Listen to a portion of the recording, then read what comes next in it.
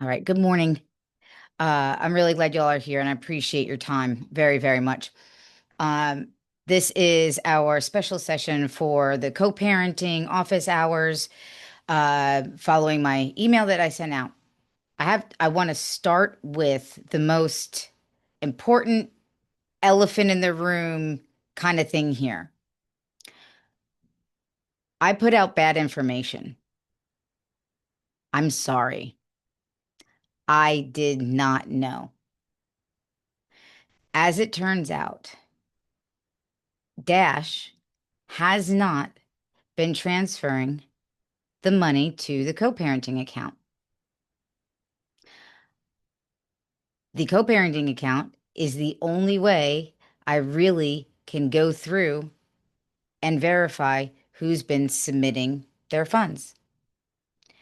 Um, so when I went and ran the report, and there were a couple in there, and that's what I was able to report.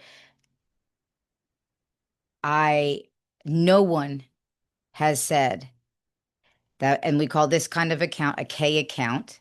No one said K accounts are not functioning properly until, thank you, Shancy. I got an email from Shancy like, what the heck? And then I got another email like, what the heck? And then I got another email that said, you got to be kidding me. And then I got about a gajillion more. Um, and I have to tell you, the pit in my stomach that came as a result was sickening. I'm really sorry. Um, and quite frankly, I'm just embarrassed. Um, yeah, like what the heck is right? Like I've been busting my buns with this darn program, and you're not gonna notify everybody. So, cat out of the bag. And I'm not, let me be clear, I am not blaming Dash. I'm not gonna do that because everybody blames Dash. It is a Dash problem, but I also know that Dash is a hot mess. And I should have double and triple checked before I put that out there. I just went too fast. And so I apologize. Um, I appreciate y'all so much for reaching out and saying, what the heck? Whether it was in your head or straight away, because that's what gave me the notification. So what I did immediately was I went through and I was like, well, okay, I don't have registration forms for this. I don't have this and this. So I was like, okay, something bigger is happening here. We I some we need a better process. And this is it's things have changed with the online payments, things have changed with quite frankly and very transparently with the need for very strong document management, participant tracking practices. Accountability is the name of the game these days. And with this being a court ordered program, it's going to be essential that we show what we have, what we're doing, and that we're tracking it. My goal is to do that in a way that does not exponentially increase the burden on you all. I want to find the the best solution to meet everybody's needs. So we're going to walk through what that might look like, or at least what my proposal for it is today. But I will say I'm very, very open to changing it based on what works for you all. With that being said, there's also a whole bunch of counties that do co-parenting. And so we need to find a solution that works for as many people as possible while meeting the base standards for what we've got to report. Y'all have been through this. Y'all know what I'm talking about, and I appreciate all the head nods. So right after I realized what might be happening, I went to Dr. Fox and Mary Orloff, our business manager, and I said, I'm getting all this feedback. was going on. And that is when I learned about the K counts not being properly distributed. So I asked for there to be communication about it, maybe so that I didn't have to be the one to tell you this, but that is forthcoming because the dean's office is working on it. The dean's office, and I met with Carla Phillips last week, is, I'm not kidding you. They have to go line by line in these massive Excel sheets and redeposit each transaction. I watched Carla do it. It's massive. Mary Beth Johnson is doing a great job at trying to navigate all of this with everyone, but it is going to take a minute. Luckily, co-parenting's big enough that it got early attention. And so when I sat down with Carla last week, we walked through what that's going to look like and what it'll look like on the back end of accounts and how it will be accurate moving forward.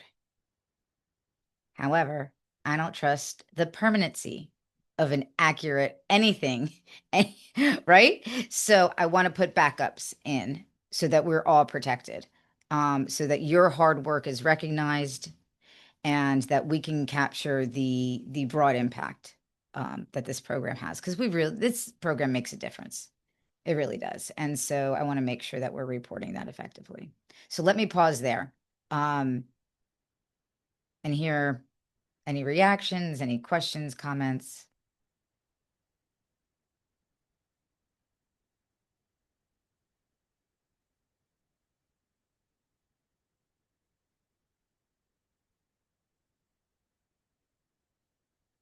Okay.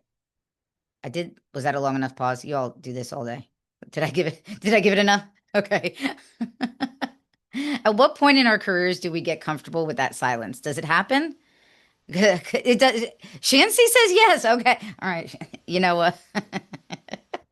All right. Maybe it's just me. It does for me. I don't Okay. care. I don't care. We'll sit here all day. All right. Good deal. That's true. When I'm waiting on my kid to answer me, I'm fine with. All right. I have down that that I wanted to start with that. I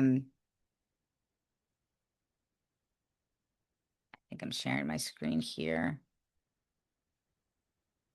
Are y'all seeing my screen or are you just seeing that slide? I think you're probably just seeing that slide. All right. Beep, boop, boop.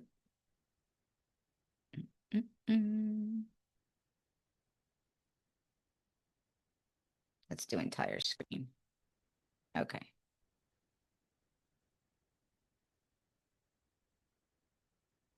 Oh my gosh. Was I even on the screen when I was talking? Can you all see me now? Yeah. Was I on the screen before? Yeah. Yes.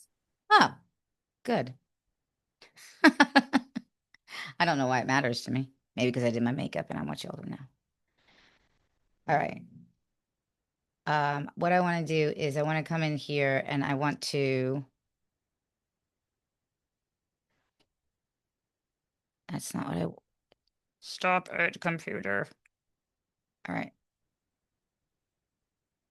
So are y'all seeing the team site right now?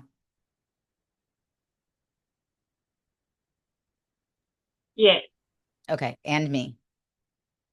Okay, I like it. Since we're recording, I'll go through here pretty systematically. And then but if there's questions along the way, I'm just so much more comfortable when we do this together. Y'all just, speak up if you've got questions about anything. So we're looking at the Teams site. I know Teams is not everyone's favorite. I got it. I know it.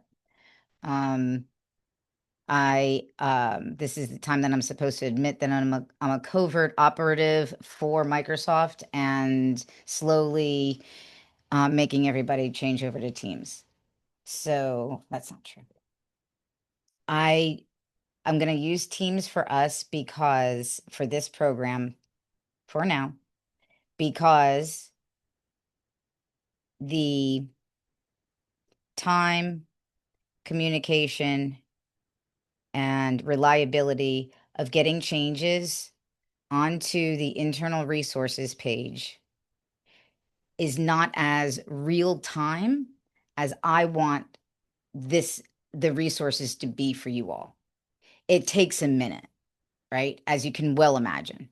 The other part of this is our human development administrative assistant, Charlie, um, finished their master's degree and got a job here in town and using the master's degree. So Charlie is off being a social worker and making really good change. So right now, Matt and I are without an admin. So that layers on the timing for things to go to the internal resources page. Um, so I can manage this site very, very easily, add things in, change it, and communicate broadly. If you have, how many of you do not have access to this or do or need it? Do you want me to walk through accessing this right now? Because I can. I want to make sure we can all get there. I see everybody's eyes looking at their computers. I love it. I don't think I have access to it. I bet you probably don't. So it's all access. So I've opened it up that you can, and I think I may have sent it out. So let me do this. Let me go to here, and then I'm gonna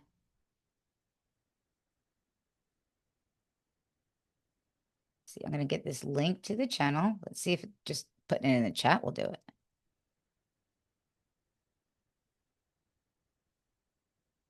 All right.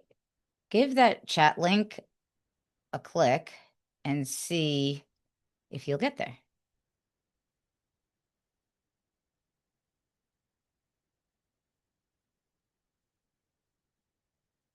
It worked? Hot dog. All right. We're making it work today. Okay. Dr. Heather, we won't have to upload anything, will we? Because it says only the moderator can post. Okay, just making sure. Thank you. Yep. And this is yeah, you should be good. This is really to get stuff if you want it, you can download it. You shouldn't have to, this isn't really, I'm not really using it as an interaction thing for like team collaboration. I just want you all to always have access to everything you want in one place. Okay, so we're all there. So on the general tab, so I also want to point out each of these on the side, can y'all see my cursor here? Each of these on the side, these are different, what we call channels. Okay, so we're in a team. These are and you can even see main channels. So in the general one, in fact, in each of these channels, the first thing you'll see are what's called posts. I can't change that. I don't like it, but it's what's there. So almost always I will, whenever I put something in a channel, I'll post about it and hyperlink to it. So for instance, for the general, I put the team contents, the contents you'll find at other channels. This main general page, it doesn't have any files because I just wanted it to be a placeholder for general announcements, table of contents. If you're looking for the curriculum contents, that's where it could be found here. So this is what I did. I hyperlinked directly to the, of course of course it doesn't work. That's okay. Yeah, make me look like a fool, Teams. So the other way to do this is to click on the Files tab at the top. And here's everything for the program, including everything needed to transform a co-parenting program into an online offering. It also has all of the Spanish translated materials. So if you have a translator that you're working with, or you speak Spanish, or someone is working with you that speaks Spanish, you want to use that, have it there. I also uploaded the brochure to this location as well. Even though you can order it from the mailroom and that sort of thing, I wanted you all to have access to it here. So this is just the curriculum. I'm actually going to pop down here to training resources. So here is where you'll see previous in-services. And this is where you will also see the recording for the training about how to do the online co-parenting and how to get that all set up, and instructions on how to report in Super. Also located here, I just created this resource this year. It's 17 pages explaining all about the judicial districts and kind of some of the most frequently asked questions from participants. So when you have time to sit down and read 17 pages about judicial districts, let me know. And but what I really want, that's not the expectation. The idea here is that if you have a question, you've got a ready resource that you can go directly to. Without wondering, how am I going to answer this? I also put together this court promotion page. This is a template. And when you download this into Adobe or as a PDF, it will be form fillable. So this can be completely filled out. And if you attach the certificate that you receive from the state about once orientation, you get certified as a new agent, or if you need another copy of that, let me know, or something like that. But you can attach it to this and bring it to the judge, because in every county, each judicial district, let me say that, each judicial district is a bit different in how they approve which courses of co-parenting to accept, and which trainers to accept, which teachers, educators. So minimal that judges are looking for is something like this, that says, yes, you were certified, all the information, an outline of the program. And then what I did here was I uploaded the entire participants book to this website, and I password protected it since it's UT's property. But so if you give this to a judge or a court clerk, they can navigate directly to this. And I made it a tiny thing, so a tiny URL, so they could just type it in, but it is hyperlinked. And what'll happen here is it should, there we go. So it's UT-access-2025. Oh, of course it's incorrect. That's because we're gonna do this.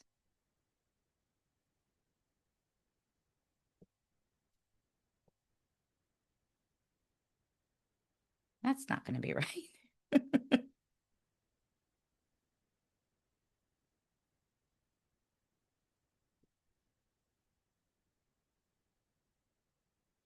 All right. I love when this happens. It let me in. It let you in? If it makes you feel any better. Oh, well, it makes me feel a lot better, actually. Well, I capitalized the U, the T, and the A. I don't know if that makes a difference, but I mean, I literally wrote it out exactly like you have it here. Yeah. UT-ACCESS-2025. There it goes.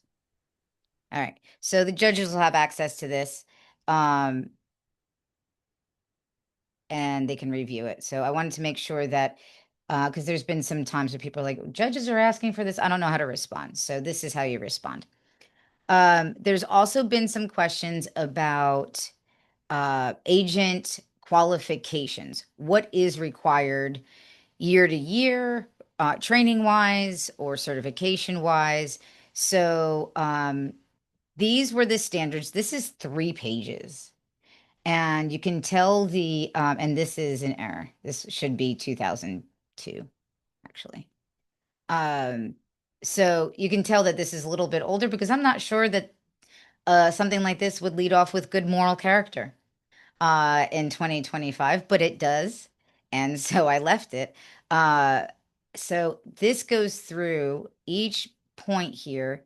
It says what they're supposed to be doing, what they're supposed to know, what educators are supposed to know, all of that. And then the response is to each of those points is how extension meets those standards or how they differ for us. This is what is on file with the Tennessee Association of Courts, is this document. So this is the justification and the overall blanket statement that says our agents are qualified to offer this program. So again, if judges have any questions or you have anyone that you work with that has questions, this is a great place to go. So training resources, that was that. This was I just wanted to pop in here for the decade in review. This is, again, something if you want to share this with your stakeholders or with courts. One of the most interesting parts of all of this is obviously the decline in reach for the program. But I have to tell you, I'm not certain, and I'm not even confident in the accuracy of some of these numbers. Since 2022, maybe 21, things changed in some of the reporting that I was able to pull.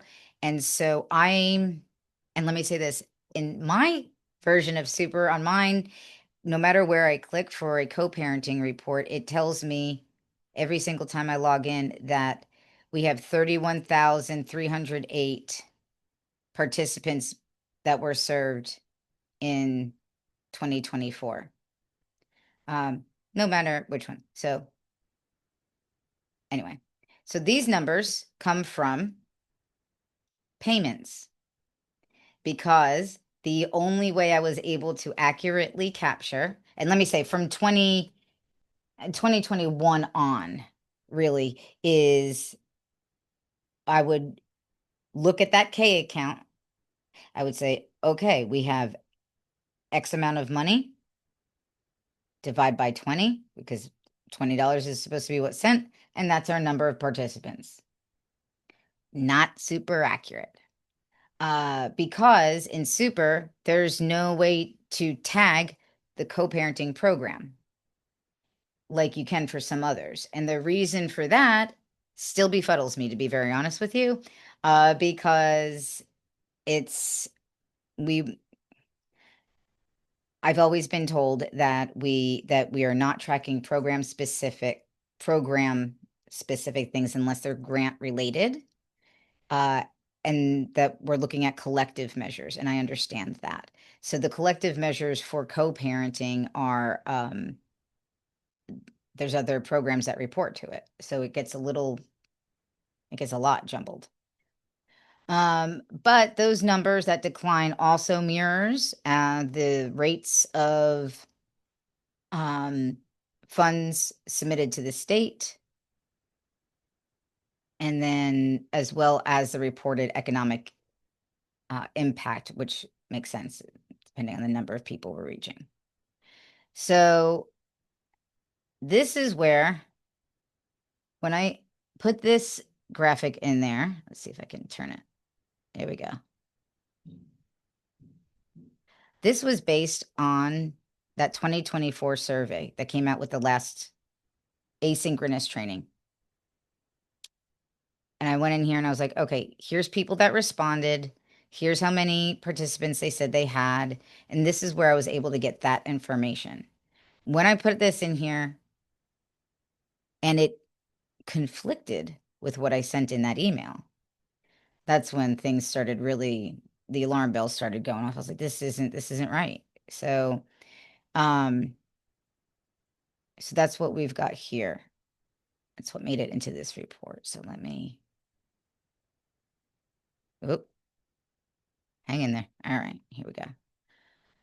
So just a timeline of updates. I just wanted to specifically call out and appreciate a number of agents that have been really helpful over the years with that online transition and then the Spanish translation. But I just want to also recognize all of you too who have been in this game for a long time with co-parenting. You've been so helpful, and not only growing and transforming the work that we do here, but quite frankly, also me as a professional. Like my very first training that I did, my very first in-service 11 plus years ago was a co-parenting in-service. And that was, just jumping in. So I'm always grateful for that. The back end of this report, I've pulled out all of the legal updates that directly impact co-parenting.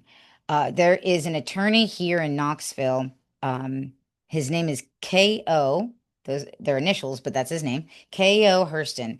And every year he puts out he's a family lawyer, family law attorney is how I should say that. And he puts out an annual update of Tennessee legislation that impacts children and families. And so I've worked with him in a lot of different ways, but he's also been really helpful in helping get all of this information in here and validated and helping really understand how and why this impacts parents and families. Now, this is a 10-year report, so it really should end in 2024, but there were so many changes that happened and are taking effect in 2025 that I extended it out a little bit. 2025 marks the year that the Tennessee courts have, they now recognize fathers as fully equal and their access and right to children, if you will. It's now codified in the law, whereas before there was almost a burden of proof.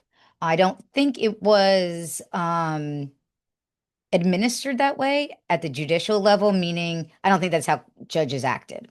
I don't think they just always blindly assumed only mothers could parent. But it wasn't in the law.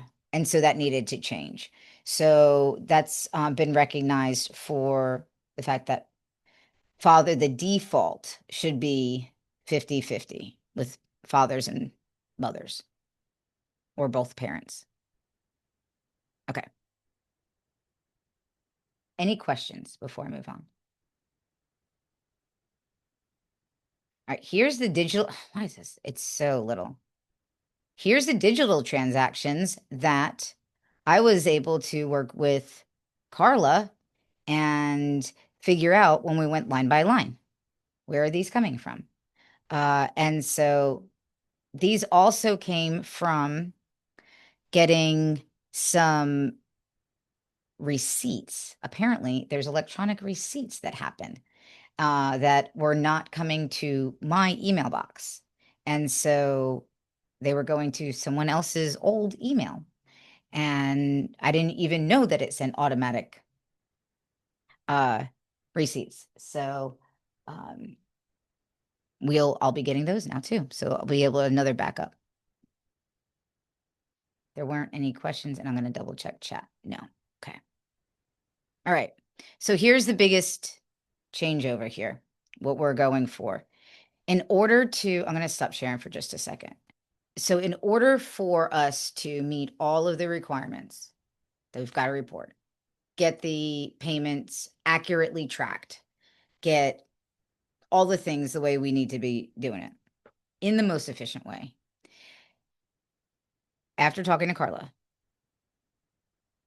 is to have participants register online and to pay online. That's not always possible. It's not. And I get it. I get it. Some people don't have bank accounts. Some people only work in cash. Some people don't trust the internet. I get it. I got it. So, I've really thought through how to make this happen, but I want to hear your all's point of view on this because it's no point if I'm not going to unilaterally say we all have to do this way because it's just not going to be effective. So my idea is this, to have a step-by-step form for participants that when they want to register, they go step by step. Also, anybody that's coming in, you're not late. Everyone else was early because I put the Outlook calendar at 10 o'clock and then I said 10:30 in the email to everyone. You're here. This is all being recorded. I will stay after and like catch you up to speed, but this is the meat and potatoes right here. Okay. And you missed the main part you really missed was the mea culpa, the me tearing my heart out, apologizing. So I will repeat that. I have no problem with that. I am sorry for the misrepresentation. It was directly related to my lack of awareness and failure to double check with accounting that Dash was doing what it was supposed to be doing. As it turns out, it's not been putting any funds into the co-parenting account. So we're getting that all worked out. But I'm not going to unilaterally blame Dash. I'm going to take my responsibility too, because I really should have checked. I think. A I am. question, if I can Yeah, yeah. ask right now. Okay, so I do all my registrations. They all pay through the ag store.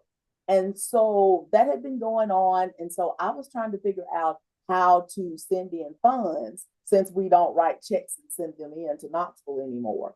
Well, when I called, the admin there said that those funds are automatically, when it says co-parenting and they click on that, they automatically send you $20 every time somebody clicks co-parenting and signs up for it.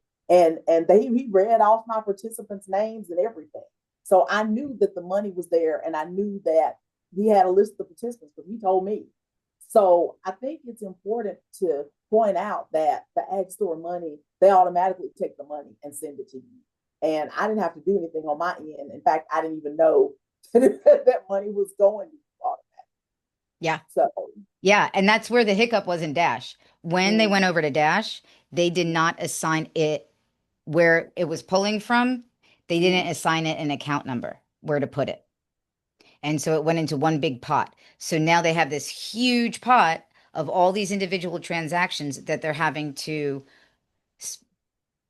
divide up into the right accounts. So, and that's what they're working through right now. As you can imagine, it's massive. So, Tennille, I appreciate you saying that because I have to say, sitting down with Carla the other day and learning everything was, to me, it seems a lot easier. And even with the back end reporting and things, it's good. It's just a lot more efficient and streamlined to do it this way if you are able. I think it's really fair to have a standard way of doing it and then a backup to the backup, and a backup to the backup to the backup for people who may not want to do online registration or payments. So if there was so let me come in here. So what Carla and I asked her, I said, do counties have training on what you're telling me? And she said, absolutely. And she had a small post-it note next to her, it was already up on her computer, of the counties that had not completed the training that she still needed to go back out and talk to and train on how to use the functions in Dash. I mention this because I don't have access to anything that any of you do in Dash. I can't set things up the same way. So what hold on. So what I'm suggesting here is this, is to go into the Ag Store, also known as UT Marketplace, e-marketplace, and to create a singular registration page for co-parenting for your county. You can advertise this link in a lot of different ways. You can make a QR code. You can turn it into a tiny URL. You can, you can have iPads set up in the office, I think, and have somebody come in and work it there. But there's a bunch of different ways to get this up and running. I will be very happy to work with anyone on this. With that being said, I'm no computer expert, but we can figure it out together. I will walk the path with you. But setting up a registration page in the Ag Store is going to allow you, and when you set it up, and so some of you already have it set up, but it only collects some information, not all information. What I'm suggesting is putting in all these questions on that online registration in the Ag Store. And this is everything that was on the registration form, right? That's why we have sex and race, so that we can do the civil rights reporting. And I'll explain why we include that here too. These were all the points on the original registration form. If you include this with the online registration, and then the next thing that they would do is they would choose one of their payment options. So I spoke with Carla, and you are right, Shancy, about the zeros and fives on the how much to charge. So the issue that I'm referencing there is it's very difficult for Dash to understand and manage non-whole numbers, like anything with cents. It doesn't like it. So in order to navigate around that, they've been just rounding to the next 0 or 5. In this situation, they have Carla suggested for pre-registration to put in for it to be $45, and pre-registration is at least a day before. Heather, Yes, ma'am. I'm sorry. Can I ask a question? I'm just curious. Is there a way, since they're all going to look the same, is there not something you could put out for the county so they would be uniform and everyone's would look the same? Because technically these ag store trainings that you're talking about have been taking place, but they're taking place with our admins. They're not taking place with our agents. Gotcha. So I think they're That's going a to have great to point. work through their admins. Yeah. But I'm just wondering, it would be beneficial for you, I think, too. You collect all the information you're needing Yeah. and then still give the option of, I don't know if you've touched on this yet, but I think you probably will, them being able to pay in person. Yeah. You're still going to have those folks that are going to do that. Oh, yeah. So I'm Yeah. not That's trying not, to jump the gun, but is that possible for you to do that, create that for our counties and send that out? Kelly, I have to tell you, I'm so excited that you said that, because like quite literally in the middle of the night a couple weeks ago, I popped up and I was like, I've got it. I know how to solve this whole thing. And I was super excited. Woke up the next day. I was like, let's get this. Yeah, that was met with a hard no. I mean, like knocked me back. No. And here's the reason. When I proposed that to the dean's office, number one is there is not a way to receive money in the county and then disperse it out if somebody comes through the state level on the ag store. There's so everything has to be county specific. That's what I was told. I If get there's, that. yeah, I got it Yeah. too. If you all ever see something different, I want to hear about it. But so I just that was meant to one. capture, Uh-huh. right. I just meant capturing the information you're needing so that you're getting consistent information. You can still have those QR codes that are attached to each county. Yeah. You can still do that. Yeah. So the registration and the payment are have to be by county, one because of the payments, and two, Mhm. because of the dates that are the programs are being offered in each county, because they each county has its own dates and times. I don't know that it would be, I mean, I don't know if it's possible to do a template. I hear what you're saying, Kelly. Yeah. And Okay. I want that to be the answer. That would have been ideal. Well, maybe we can work on that. Maybe we can work on Okay. that after the fact because I think it would help the counties. That way, you're Oh my kind of gosh, yes. you're giving them, it's less work on them, and then that way they're capturing what they need for reporting too. So 100%. yeah, okay, 100%. In okay, lieu of that, I did Carla Phillips and Christy Wagaman said they are readily and immediately accessible to anybody about this. So yeah. they are very happy to walk through anyone. I just Um, think that the key here is going to be that agents understand because there some may have really good knowledge of working the ag store, but you may have I others don't. that may not because we I don't have mean, the I know for training. myself. I mean, Yeah, I have no yeah, knowledge of yeah. it. And So I so think yeah, our admins have more of that information. yeah, But I think to ask them to go in and upload these things, they may not know where that's supposed to be held and where we're doing that. So even if it's grabbing a few people and we work on that with you or help you as far as getting those things done, I think I that love might that. work better for the counties. I mean, that would Okay. honestly be a dream. That would be a dream, but yeah, working towards that. So that'll be we're gonna make that a long-term goal. Okay, so those Okay. of us who have it set up already, it's going to have to be changed to this format. And I'm asking because we have several pages. 4-H has one. Mhm. Yeah. We have Ag has 2 or 3. We got all these Mhm. pages set up already. So, like on my page, I have my co-parenting, my canning, my this, my that. So, co-parenting, I'm gonna have to change that, take that out. That would be something separate. If you want to, I'll be really honest with y'all. I've Okay. got backups to the backups that I'm gonna go through today. Oh, okay. Okay. Yeah, if you don't want to change what you've already got, that's fine.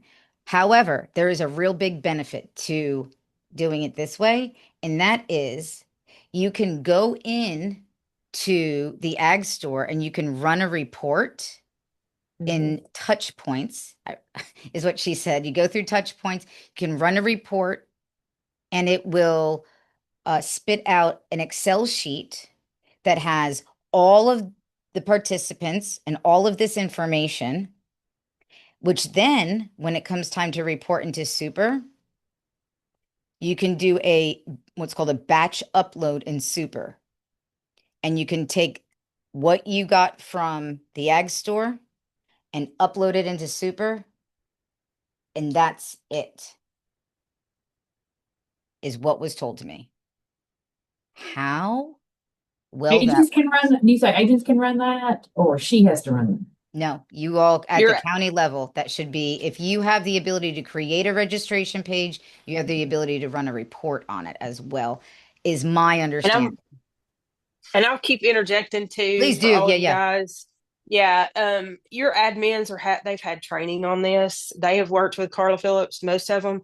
There are a few counties that have not, and I'm sure across the yeah. state it could be. I'm not sure what region you're in, but so if you'll check with your admins, they've been trained on how to create these pages and stuff. So if they have access to that, then they're able to know, they're going to know how to run those reports for you so that you'll be able to capture those numbers and all the information that you're needing. Yeah. Yeah. This is really yeah, Kelly, thank you. I want to be kind of clear Mhm. here about this. This is definitely something for admins to work hand in hand with. Mhm. And yeah, they're definitely, I do not expect agents to be the ones really, honestly, having to manage this. I mean, it's different if you're a county director or you're without an admin or well, however, I Mhm. know that there's different situations, but Well, and overall, they also, Carla and the team designed it that way so that there's not, I mean, you don't have so many different ways of doing things. So like if we've got one person that's specifically named in the office that's helpful in doing that, then they can create and manage all of that information that goes on the ag store. It's all the same. It's all uniform. So that's why they've done it that way. It's not a matter of them not wanting others right. to be knowledgeable or know how to do that. I think it's just you all have a lot on your plate already. So I think it's just Yeah. Yeah. an add, something for you all to have access to and have help with. So Yep. Yeah, that's exactly it. That's Mhm. exactly it. So Carla said, the other option on those payment fees would be $55 same day. And these could be like a drop down, is what she was showing me, or the reduced fee. And if they do the reduced fee, and I need to make sure that the fee waiver form is on the team site. That needs to be completed and signed by a judge in order to waive the fee. And the reason, and I know for sometimes, and I gotta be honest, I might be in the same boat too. It is more of a headache to say to someone who's saying, I can't afford to take this class. It's more of a headache to say, here, fill out this form in your time of need and go and get it signed by the judge. Like, I really don't think I would want to do that myself.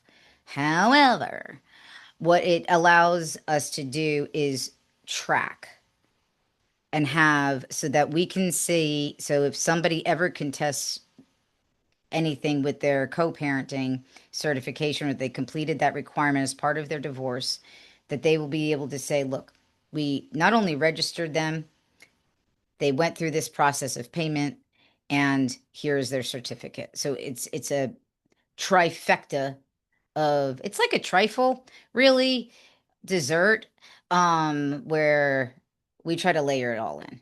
So we're really trying to protect everybody's point of view on this. But I also know that there's some counties that don't even bother with same day registration or pre-registration. They just charge one fee. If that's you, that's up to you. I like this setup because I think it encourages people to try to register ahead of time. Um, as far as Before I jump into this, let me say this part. The fees for the electronic payments come out of the state $20. So I'm sorry, let me just reach my back and get this. So I just want to show you all. So this is Carla and I said these are the notes from when we sat down. And so for every participant, if you charge $45 for every participant, your county will get $23 for each participant, and the state gets $22. All right, and I'm gonna revise this and upload it and make sure everybody has the updated information. If you charge $55, the county gets $33 and the state gets $22. So the fees that go to managing all of that online come out of the state account. So your amounts are clean there. So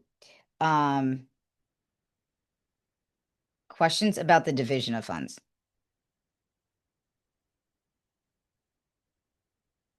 Okay. As far as cash only, yeah, it's going to happen.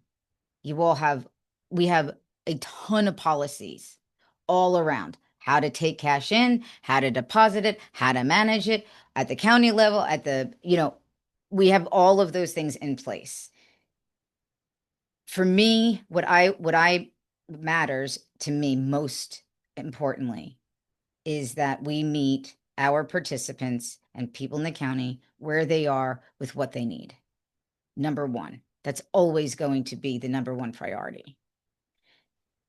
If you take in cash and that's just the only way it can happen, that maybe they can't get to the store to get a prepaid card. Maybe it's in the moment and there's no other options, then do that.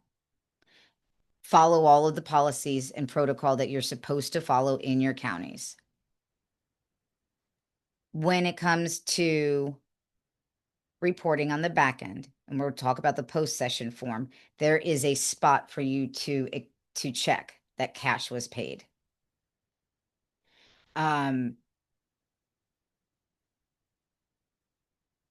I don't know how to split the amounts if cash is paid between county and state. Can I interject? I would love it. As a county director, I know there's a little bit more maybe. And maybe FCS agents do, I don't know. But in Dash, when we receipt, it asks us $20 to go into the co-parenting account, and then we add another line for $20 to us. That makes sense because you're taking that cash money and you're putting it in the bank account for that account. And just Right. like on a personal bank account, you are going to have your statement and register, and it'll show that it came in. And so when it hits the account and it comes in, that's when you receipt it out as that division.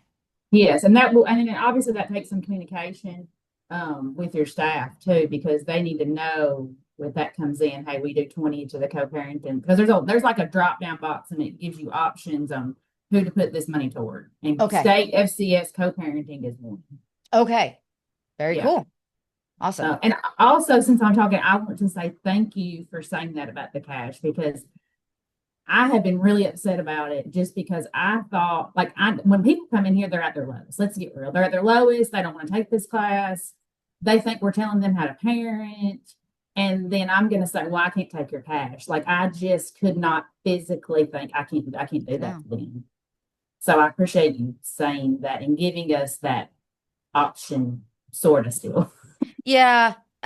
Well, and And when the thing is like we live and we work in these counties. Like I have to see these people outside Every of work. day, I go right. to church with these people, you know. I see them at know. the store. I know. I get it. I mean, I really, really get it. So I appreciate you saying that. Thank you. I appreciate you saying that as well. When it was first mentioned, when we were on email, I asked about it, and the response that I initially got was, we're not allowed to take cash anymore. That was incorrect.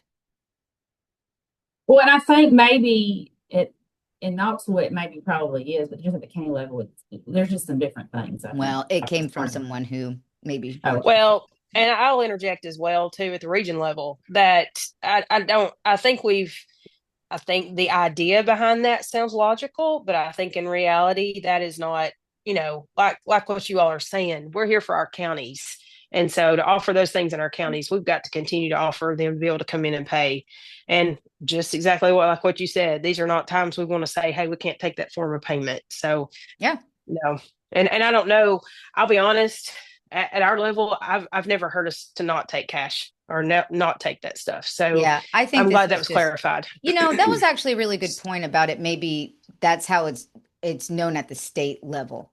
That was a really good point. And maybe that was the perspective. So, because on campus, if you come to campus and you want to go and get a sandwich at Mabel's or something or whatever, you cannot pay in cash. Everything is on, and can't even use your vol card anymore, like your ID. Or there's some places that don't even take an actual debit card anymore. You have to only use like your phone. And by the way, that's really fun to watch college students try to figure out what to do with a card that swipes, blows their mind. It's really fun.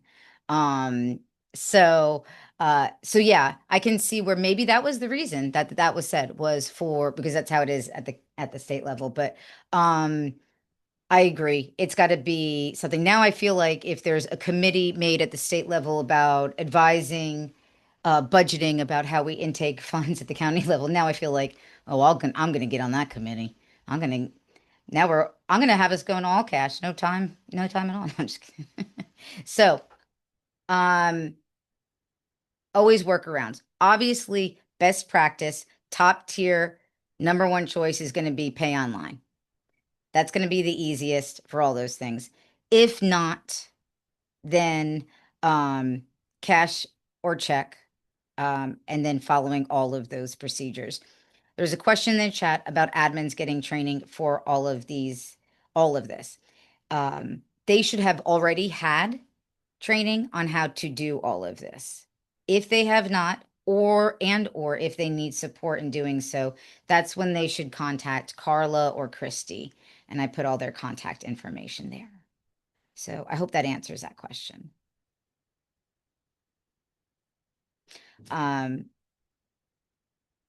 So I'm gonna also amend this block here. Cash with proper receipt.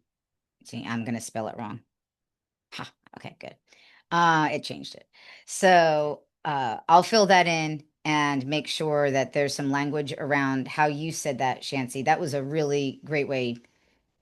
Like that clicked for my non-numbers brain. It's like you're a good educator.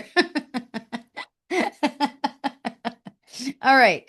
So this is where so participants would pay, that would be done. The receipt would come through the e-receipts and they'd be emailed.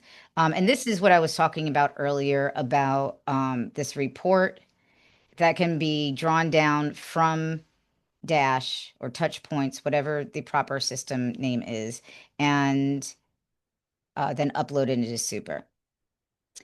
You could also submit it to the post-session form.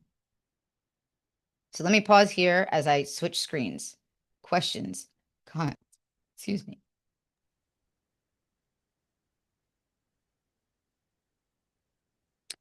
That's a great question. If they're paying cash, do we need a registration online or just the post-session form? That's a great question. So I would give me a second. My screen didn't freeze. My brain did. I'm gonna work through it here.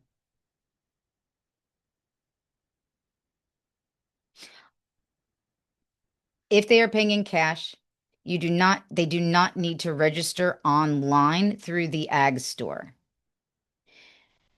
And let's walk through what would happen instead. Okay. So that would mean, let me come back in here. Let me share again.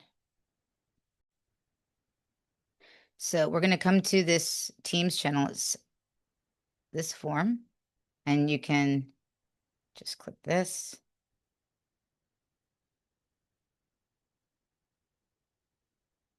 All right. So this is the post-session form. I'm also going to drop this link directly in the chat for you if you want to navigate to it and bookmark it. It's on your computer or something. So it's accessible to everybody.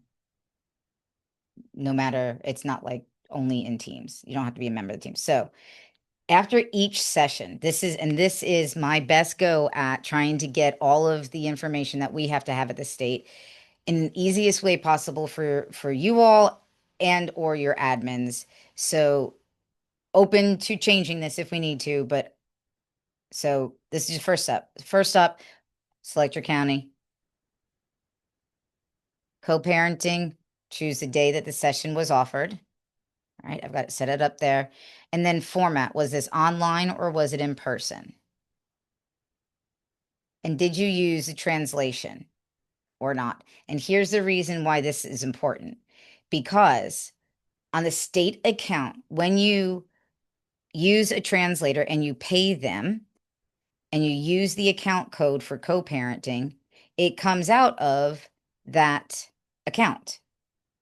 However, sometimes I get random inquiries from people saying, hey, who is this person? They showed up on my fee-based account because maybe it got charged to the wrong one. Maybe there were two numbers switched or something like that. And so it got charged to the wrong one. I have no way of really confirming whether an interpreter was used.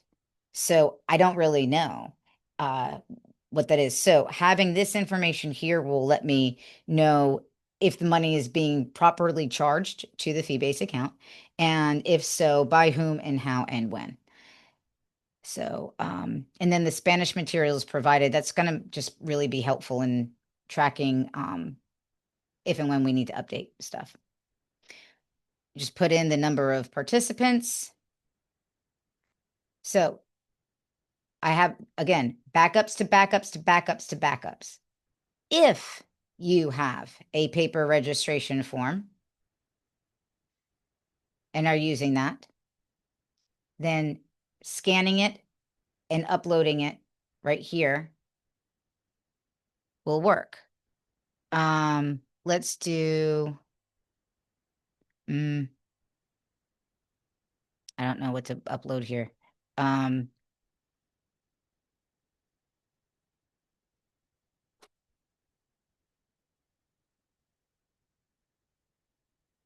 So it was really that easy. You just browse and drop, and then it should just come in here. Yep. So that's how that works. Of course, I X'd out of it. Here we go. So you've got that. Then you've got participant payment method. This is where your question you were asking about if they pay in cash. So if they do cash, what I want you to do is make a note here in the comments.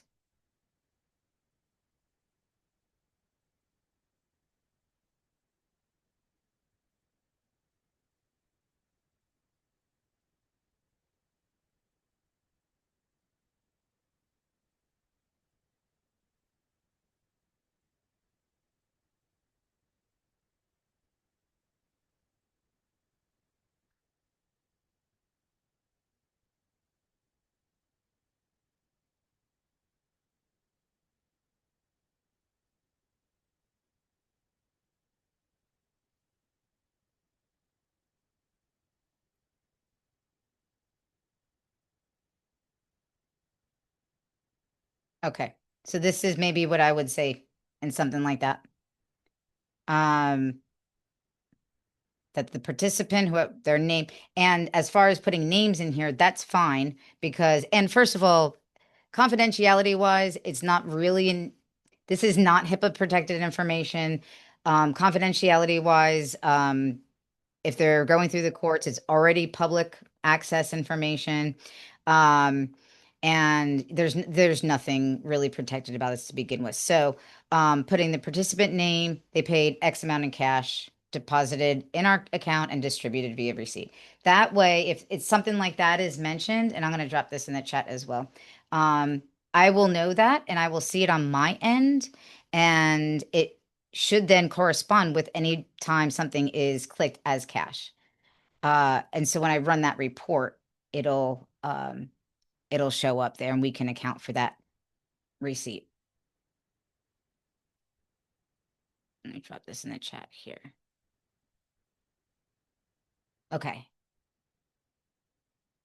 If they have a signed waiver form, again, uploading it here. This is not required. So again, these are backups to backups.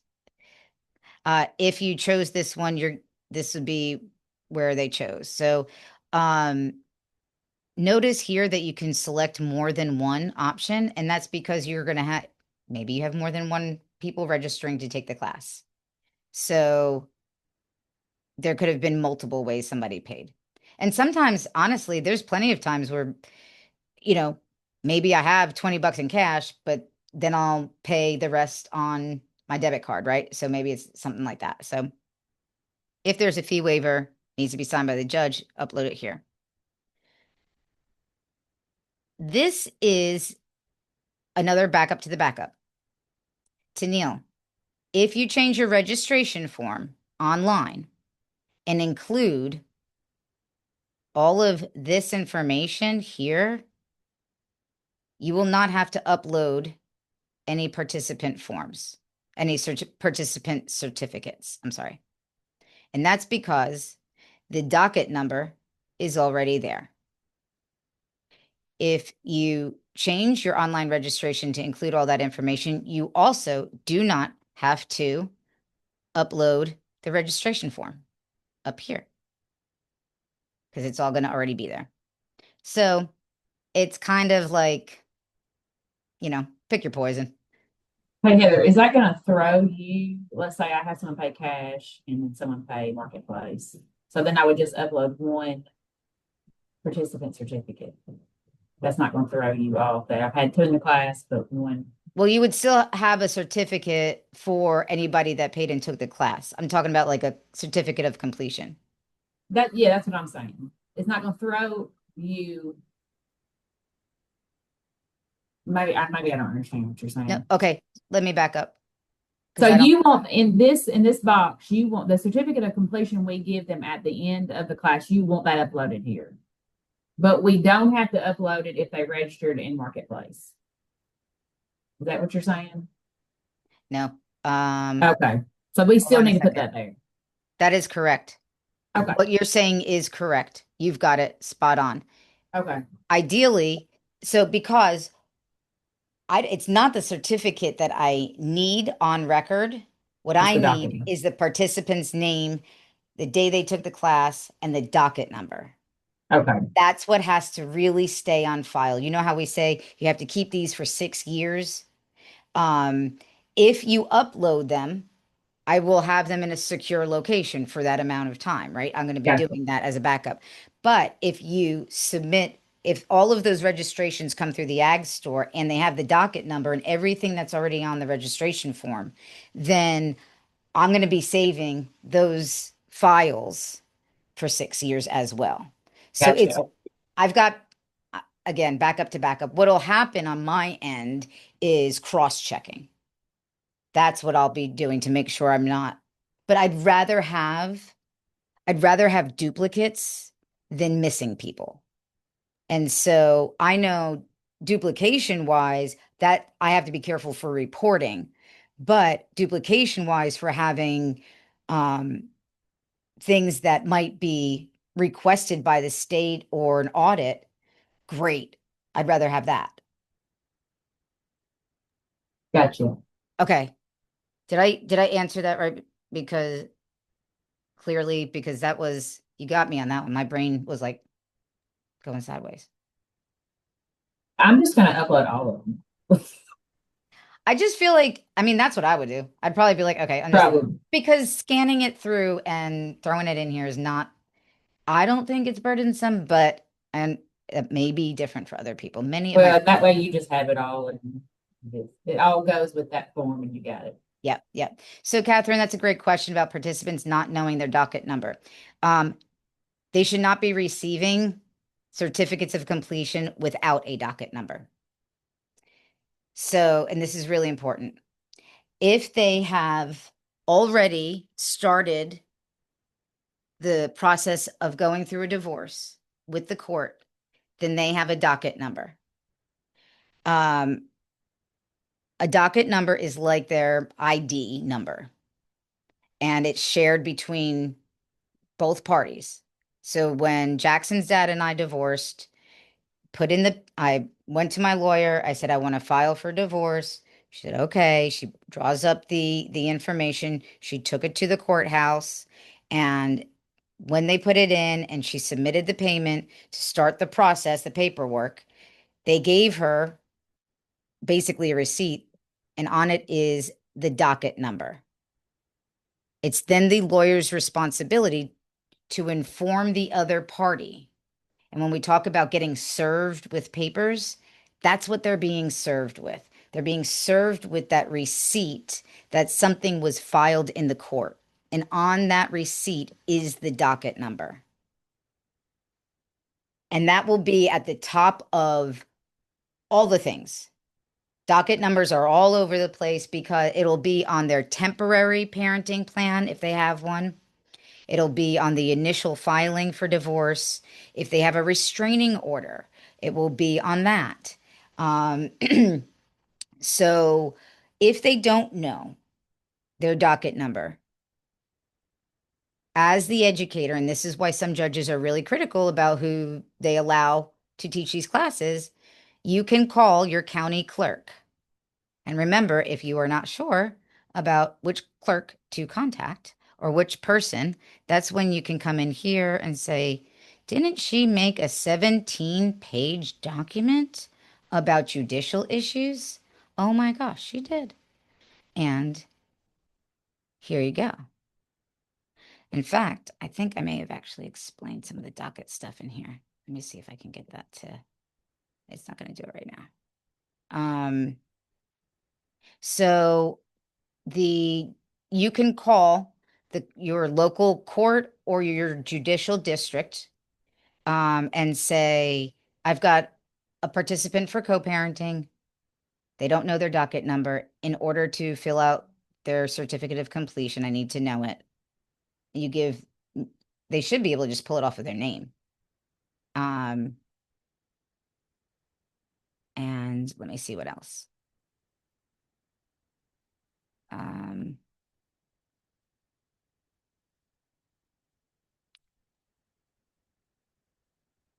So here's where I explain like which person to go to and why and when and where. And I tried to get as much updated information as possible with contact information. However, if you want to confirm anything, like I would come in here to the PDF, the like electronic one, and like actually click on this, and it should take you where you need to go. This is also going to have things like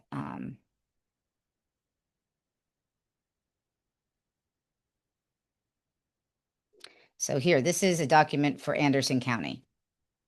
And this says, in all divorce cases, both parties shall prepare and file with the court at a scheduled pretrial conference at least 10 days before. So there's rules. Everything that happens with courts, they all have rules. And it has to follow the rules. And so let me see if I put docket.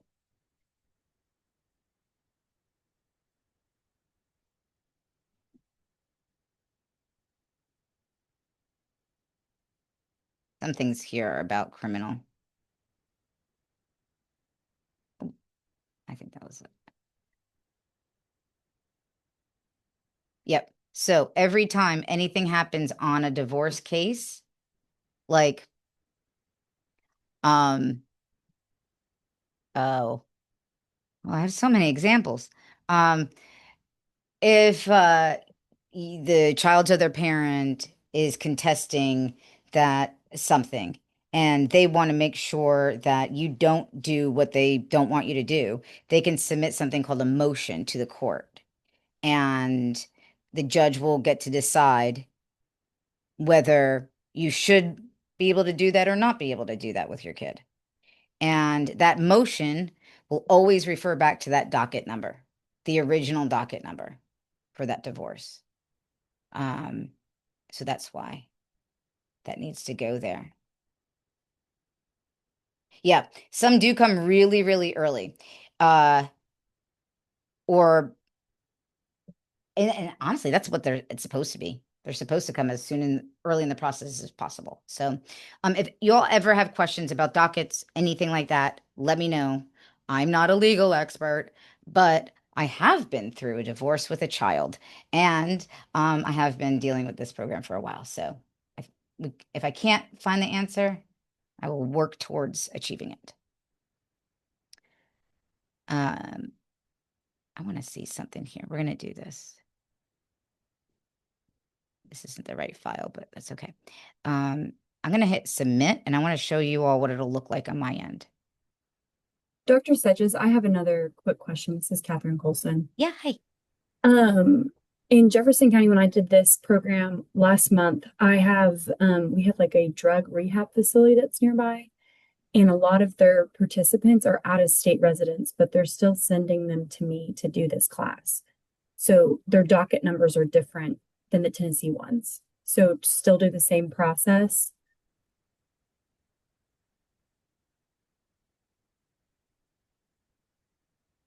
Yeah, sorry, that was a hard question. No, it's a good, that's a new one for me. I suspect this is the same. Washington County deals with this too. Anybody that's on the with in situation. Let me back out of trying to answer it myself and see if any of our coworkers here have any experience with this one. Well, I can say that when I was in Haywood County, that judge in that district is pretty strict about having to take the co-parenting in a certain district. And so even though the other spouse had moved out of state, he would require that person to come back to his jurisdiction to take the class. And we weren't doing online at that time. And so we were able to do it, and we would list where it said county, we would list where the docket number was from. So if it was Dayton, Ohio, we would put that on there and then list their docket number so that if it was ever called into question, they would know where they could actually find that docket number. Yeah. Nobody ever said it was incorrect, but that's the way we used to process it.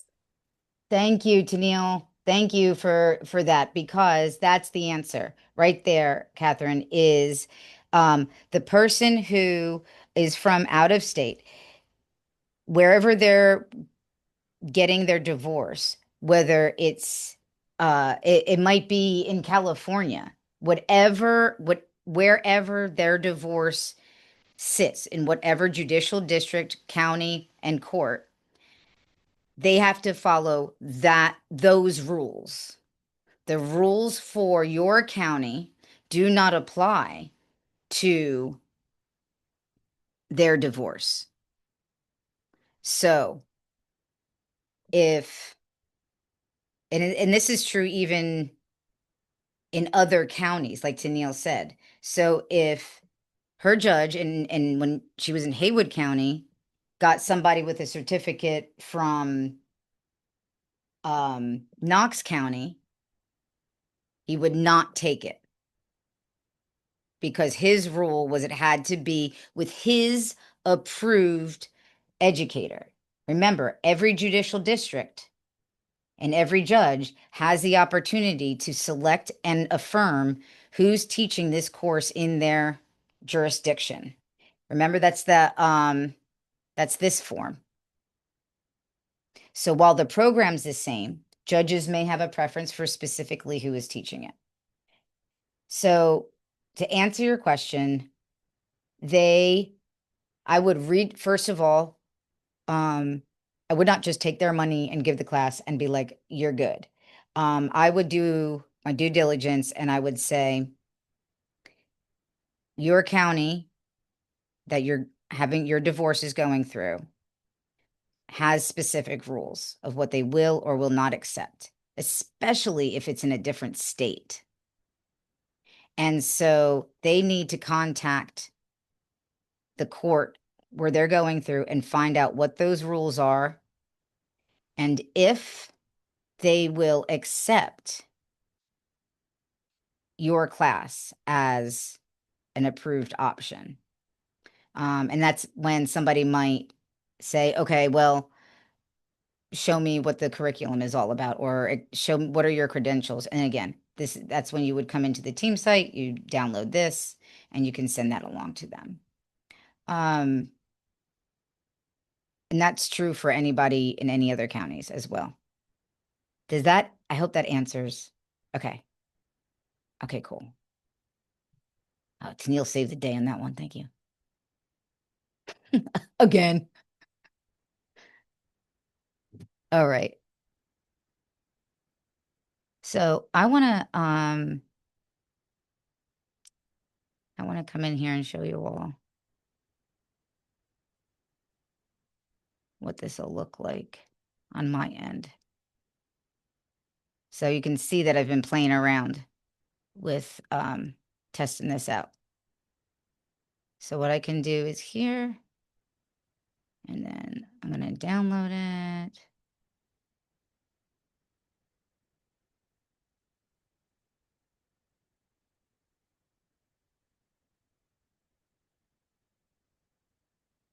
All right.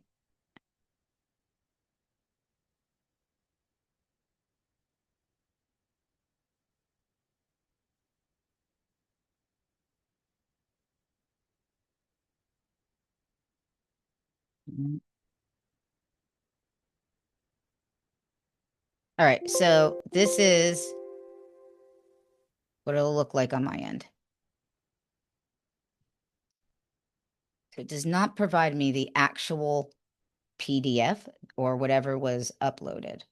It looks like what it does is store it on the server and go from there. So let's do this.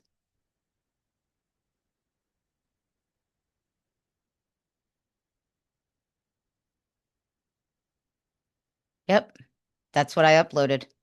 Cool. So what I'll do is I'll be able to write a script or a code to it's called data scraping. It's one of my new favorite abilities. And you write a code and you tell the code, go in, get all this data, go to all these places, get those documents, download them into a folder and store them there. And so I'll be able to do that on the back end because it's not uploading actual PDFs. It just sends the link. I'll try this one. See how this looks. Yep, that's what that is. Cool. But what this also means is that for each one of you all, since there's no name, it's not going to have your names. It always will put anonymous. It'll have that title, but this is why your county is so important. So I can come in here and what I'll be able to do is very easily filter all of this out.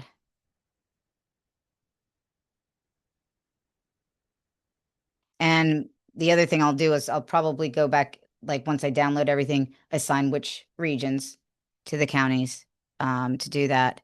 And then I can come in here and I can also sort it by date and get the months in here. I'll be able to find out how many in person versus online, how many times we use Spanish. This is going to be crazy. We're all going to get accurate numbers. I know, I know, I know. And then we'll have the ability to assuredly say we have the documents and backups that we need. I did not select any methods of payment here when I was going through this, but I did previously. So let me see. Yep. So you can see here if multiples are selected, right here, it'll show debit or credit paid in office, cash, online. So that's that one. And here you can see where we talked about the participant making, if they paid in cash, that note will come through here. And it would say cash here.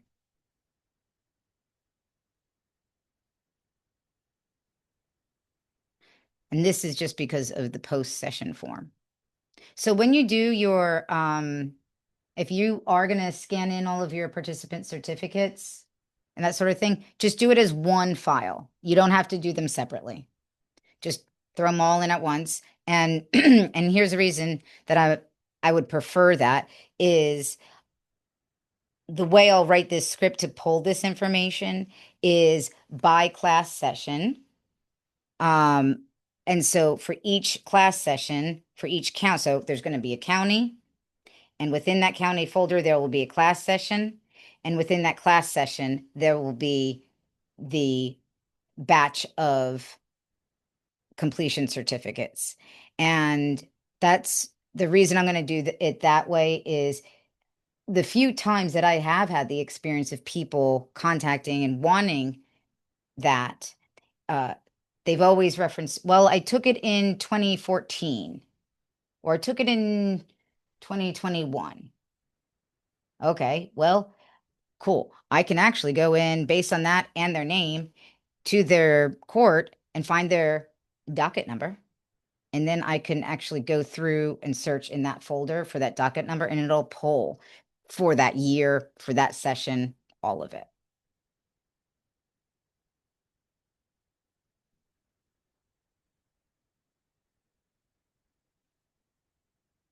All right.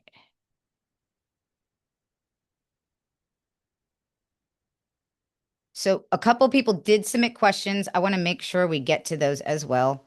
I put them here. Are y'all still seeing this? Okay. So the first question was, what is the online program that parents are always calling and asking for? They're told that there's an online class webinar is available. So a couple of things here.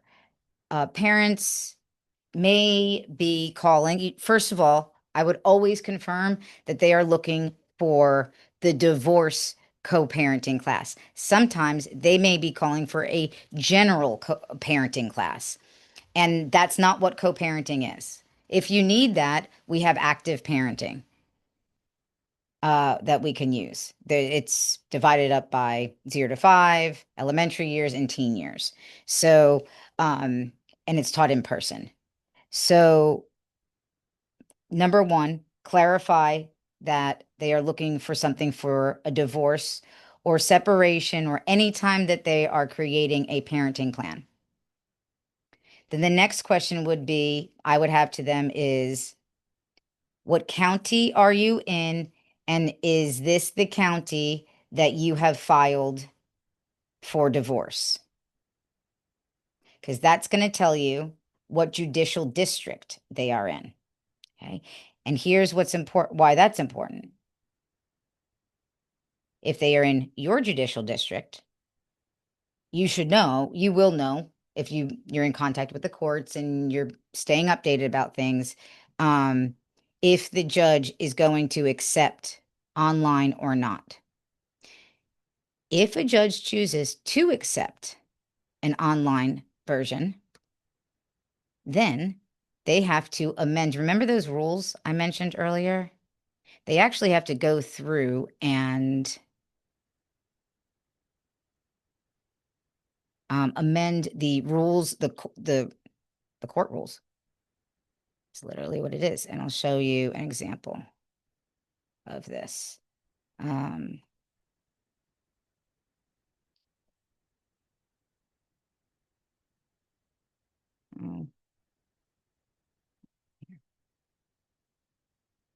these are all the judicial districts, by the way. A new one was added to Tennessee. We now have 32 judicial districts. And the reason, just a quick overview why we have these, is because some areas are more rural, so they don't need as many courts and judges. And so they group those places together. Some places are big enough to warrant their own court system, like Knox and Shelby and Wilson, not Wilson, Davidson. So that's why we have that. I want to come in here and because I know that Sevier County has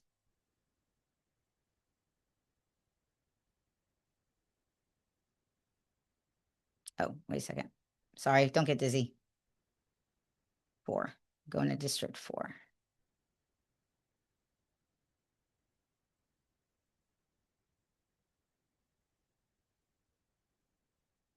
Typically, divorces are in Chancery Court. So, and again, local rules of practice.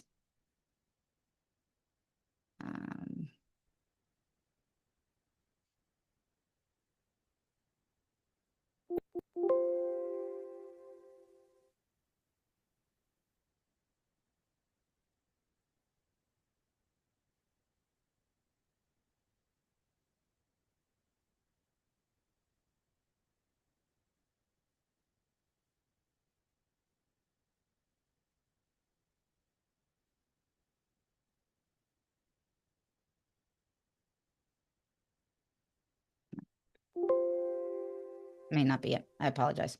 We're going to do this.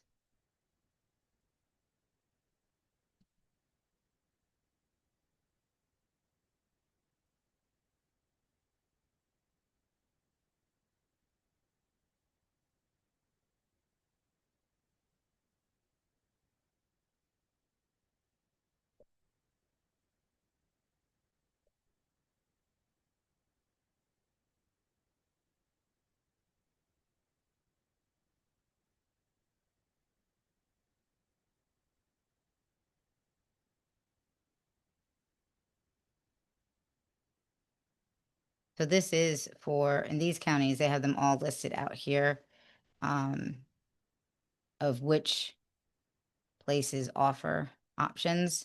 And as you can see here, reminder, no online classes accepted unless from a provider list above.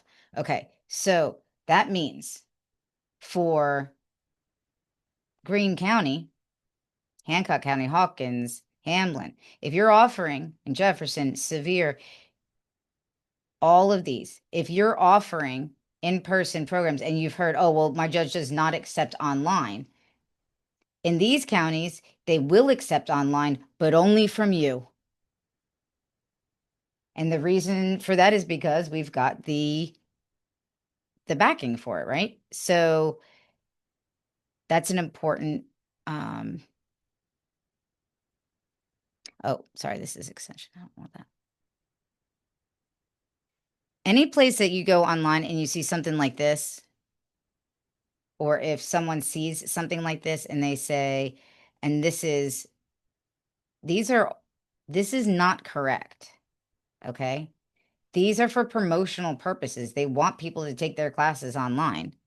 And the reason that that's pretty dangerous is, especially since the law changed not too long ago, there is no way to affirmatively say that a participant absolutely was exposed to all of the required information set forth in Tennessee. It's called the Parenting Education Seminar Code 366408. And it has a very strict outline of what must be covered. They changed that recently, a couple years ago, to include 30 minutes worth of videos about adverse childhood experiences. If these places don't have that, and or if they are not able to demonstrate that someone satisfactorily engaged in that, then it's not going to be approved. So they'll say things like this. I would have to say that this is probably the course that people are talking about because it's the first one that comes up on Google. And it's $25, which is less than ours. And they even say right here, oh, it counts. I've had numerous judges actually not accept that and then make them come to my class. So they're paying more money in the end. They're paying more money in the end. Absolutely. And you can even say, it says here, it was written to meet national standards, not Tennessee standards. So when someone's calling you asking for this program, for an online version, I would consider it a 3-step response. 1, are you looking specifically for divorce or separation? 2, is it a program, or does your judicial district or judge accept online options? And do you have that confirmed? And you can ask them, what county are you in? And if it's yours or not. I actually tried to go through and create a very clear list of which judicial districts accept online versions and which do not. As it turns out, that's a messy, messy game to get into. And I just couldn't. And things change from time to time. And there's individual situations. So I didn't want to put out a document that says something unequivocal when it's not. So 3-step process. Is this for divorce? What judicial district are you in? And do they accept online? And 3, it is very likely that what you are seeing online as an option does not meet the standards. My class does. You will, if you take the risk of spending $25 on the online course, you are risking having to take a class again with me and pay again. So it may just be easier to just come on and sign up with me, right? I hate to sound like a saleswoman on that, but it's true. You don't even know if their verification letter is going to be confirmed. And here's the other thing. I don't know how these companies are complying with that 6-year rule of keeping forms. Like where's the participant form? And here's the other thing that you could tell people. If you ever need to contact someone to get a copy of your certificate or verification that you took this class ever again, good luck getting it from the online course. We'll have it here for the next 6 years. So,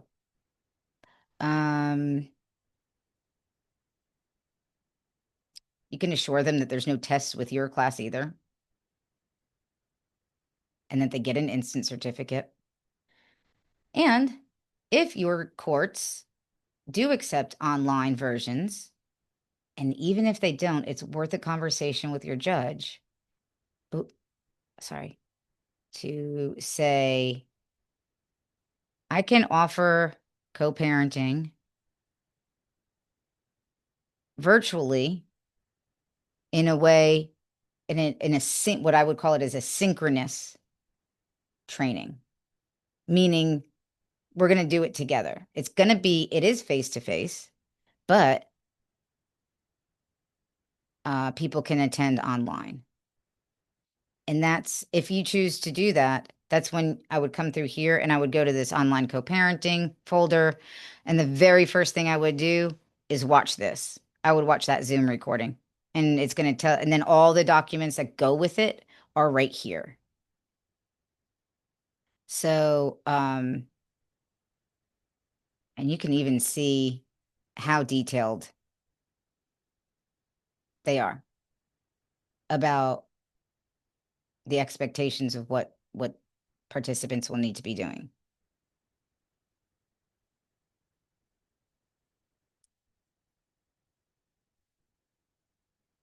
Okay, so does that answer? I think that answers question 1.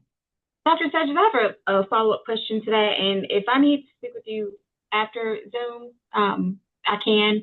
But Safe Baby Court here in Rutherford County reached out to me wanting co-parenting for, I guess there's 2 sets of parents, maybe a remarriage. She didn't specify that they were necessarily going through a divorce, but I am concerned because she says they're high-level conflict, and I'm not certain how to handle that. And I know we're not supposed to do one-on-one class, one participant classes anyway. And so I guess I just need guidance on how to address that, because I don't want to tell her no if I can help, but then at the same time, I don't want to get myself in a conundrum with a high conflict situation. I agree with you on that one. What I would say is I would respond and I would say, our co-parenting class is specifically for individuals going through an active divorce or are actively creating a parenting plan. So if they are not in that process, then it doesn't even matter. They don't even qualify for that course. If they are going through that process and they need the course, number one, I would not have them attend together. Right? That's not going to be an option. So you need to tell her it's going to, however frequently you offer it, if you offer it once a month and there's 2 parents, it's going to take at least 2 months for them to meet this requirement. So, and as far as the high conflict part, honestly, there are so many high conflict divorces that are probably already coming through this co-parenting program that we don't even know about. But if it is an issue regarding domestic violence or anything of that nature, then That's one of the reasons why on the registration we say, has there been any abuse? And so this is a good example of when someone may check yes. And so you can actually contact the person before the class and maybe just inquire and say, what are your concerns about taking this? That sort of thing. This may be a good example of when to pivot towards a virtual application. If you talk to the judge, and with a safe baby court, they're going through there, then it's more likely for a judge to be a little bit more amenable to things. Um, I would talk through it. I would, above and beyond, I would never, ever, ever put yourself at risk. Um, and the other part of this is I would verify that the co-parenting is exactly what they're looking for, because in a safe baby court, they may also be looking it may be in addition to or in place of co-parenting, to restore parental rights. And co-parenting does not qualify for restoration of parental rights. I hope that did I dance around that enough? Because anybody else have any insights they want to share on that? Any advice for Shay? Because she mentioned there's 4 parents, so I'm assuming 2 step parents. So the Two divorce may have remarriages. already happened. If they have divorce, it may have already happened, or these may be common law situations. I don't really have a whole lot of details yet, so I was just wondering. Well, and here's the other thing. Anyone who is not the child's biological or adoptive parent will not be listed on the parenting plan and is not beholden or required to take the class. So they should not be in. I mean, it's great that they maybe want to be, but that is not something that we can entertain. If they want to take it together, that's a whole nother issue. But yeah, so it's only ever going to be 2 people, even though there's 4 in this situation. Okay, got it. Thank Cool. you. You're welcome. Thank you. Great question. All right, so I think we addressed what if parents are unable to access the ag store for program registration. Couple different backups here. You can still do the paper form, or you can have your admin log in and register them and take their payment and process it for them. There, you can have available computers in your office. I think there's probably a gajillion creative options here. Let me just come back to the central message that I said earlier. Whatever works to get them registered works. Like Shancy said, they're at their lowest right now. It's terrible. Don't make them have to navigate to and gain new computer skills for this.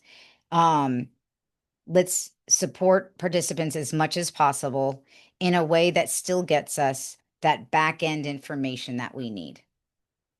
So worst comes to worst, you don't even have a registration form around. You don't even know what to do about it. Grab a piece of paper, get all the information that you'll need. You'll have access to Teams, so you can just go in there and search for that and write all that information down.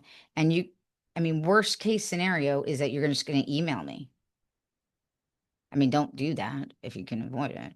But like absolute worst case scenario, you have no other means.